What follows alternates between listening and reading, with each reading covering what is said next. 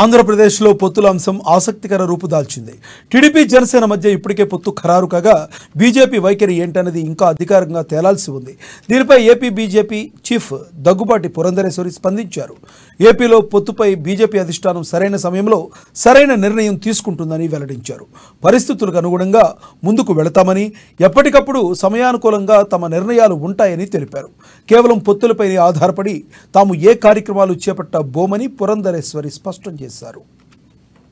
14వ సంవత్సరానికి ముందు మనం స్కాముల పర్వం చూసామని 15 చాలా పెద్ద స్కాములు, అది 2G స్కామ్ కావచ్చు, కోల్గేట్ అంటే బొగ్గుకి సంబంధించినటువంటి స్కామ్ కావచ్చు, మరి INX మీడియా స్కామ్ కావచ్చు, ఓటుకి నోటు క్యాష్ ఫర్ ఓట్ అదే నోటుకి ఓటు స్కామ్ కావచ్చు, కామన్వెల్త్ గేమ్స్ కావచ్చు, సత్యం స్కామ్ కావచ్చు, ఇవన్నీ కూడా మనం ఇటువంటివి చాలా పెద్ద పెద్ద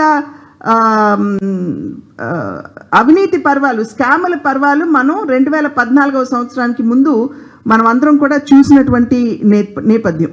అదేవిధంగా అనేక సందర్భాల్లో నరేంద్ర మోడీ గారు చెప్తూ ఉంటారు, నేను ఏదన్నా నిర్ణయం తీసుకున్నట్లయితే అది సాధారణంగా నేను